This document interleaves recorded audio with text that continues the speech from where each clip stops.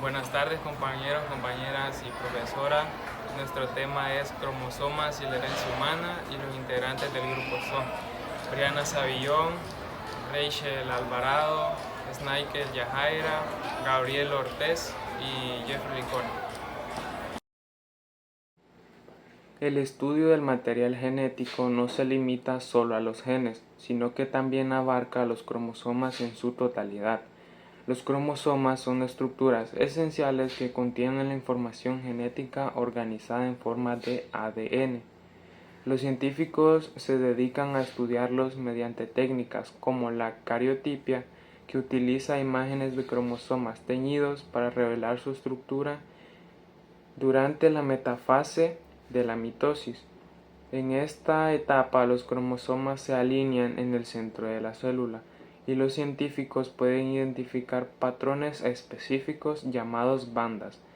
Estas bandas sirven para localizar genes y marcar lugares idénticos en cromosomas homólogos, aquellos que tienen el mismo tamaño y forma y que se heredan uno de cada progenitor.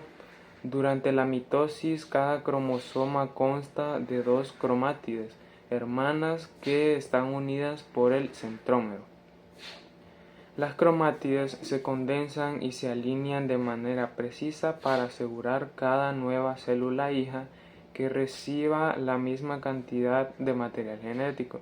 Los cromosomas se ordenan en pares de mayor a menor tamaño para formar un cariotipo, una representación visual que facilita el estudio de la herencia genética.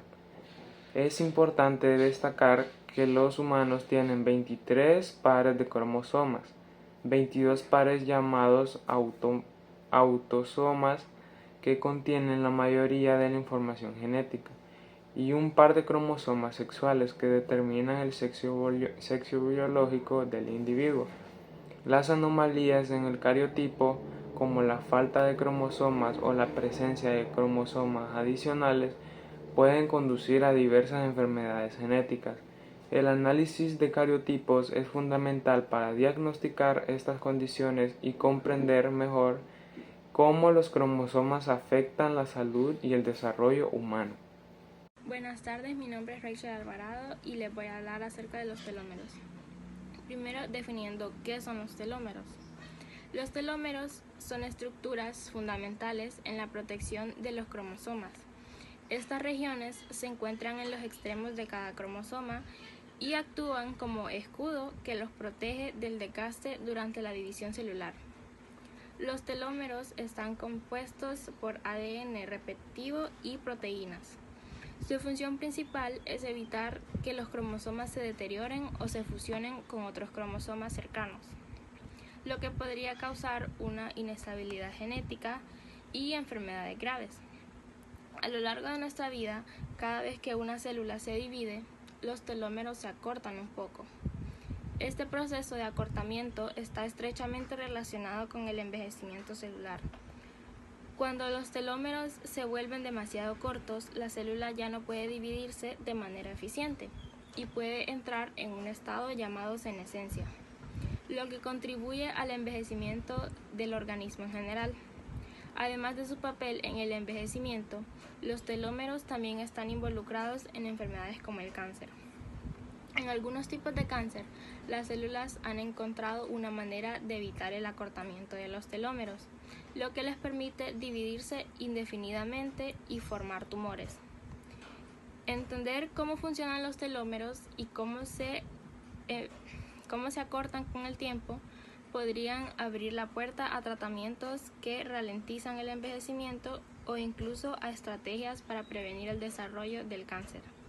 Básicamente, los telómeros no solo son cruciales para la estabilidad de los cromosomas, sino que también tienen implicaciones profundas en nuestra salud y longevidad. La no disyunción es un proceso que ocurre durante la división celular y que tiene consecuencias graves para la salud y el desarrollo del organismo. En circunstancias normales, durante la meiosis, que es el proceso que forma los gametos, entre ellos los óvulos y espermatozoides, los cromosomas Se dividen en partes iguales para garantizar que cada gameto tenga un conjunto completo de cromosomas. Sin embargo, en ocasiones, los cromosomas no se separan correctamente. Cuando esto sucede, uno de los gametos puede recibir una cantidad incorrecta de cromosomas, lo que se conoce como no disyunción. Esta anomalía en la separación cromosómica puede dar lugar a diversas condiciones genéticas graves, como el síndrome de Down, que se produce cuando hay 3 copias del cromosoma 21 en lugar de los 2 habituales, una condición conocida como trisomía. De la misma manera, la no disyunción puede ocasionar monosomías, donde falta un cromosoma, la cual muchas veces es letal. Este fenómeno puede afectar tanto a los cromosomas autosómicos como a los cromosomas sexuales.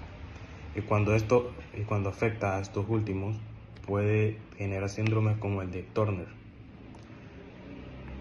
La no disyunción puede ocurrir durante cualquiera de las 2 divisiones meióticas, ya sea en la primera o en la segunda fase. Y las consecuencias para el individuo dependen del tipo de cromosoma afectado y en qué momento ocurrió el error. Esta falta de separación adecuada es una de las principales causas de trastornos genéticos y discapacidades del desarrollo, lo que subraya la importancia de la meiosis correcta en la reproducción humana. El síndrome de Down es una de las anomalías cromosómicas más comunes y conocidas. Se trata de un trastorno genético que se produce cuando hay una copia adicional del cromosoma 21. Esto se conoce como trisomía 21 y tiene una serie de consecuencias tanto físicas como cognitivas para las personas que lo padecen.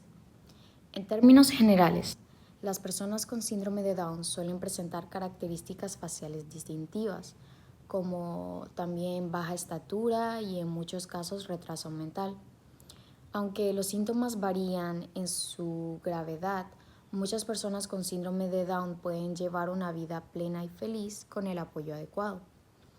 El síndrome de Down se produce en aproximadamente 1 de cada 800 nacimientos de los Estados Unidos y la probabilidad de tener un hijo con esta condición aumenta significativamente con la edad de la madre, especialmente a partir de los 35 años.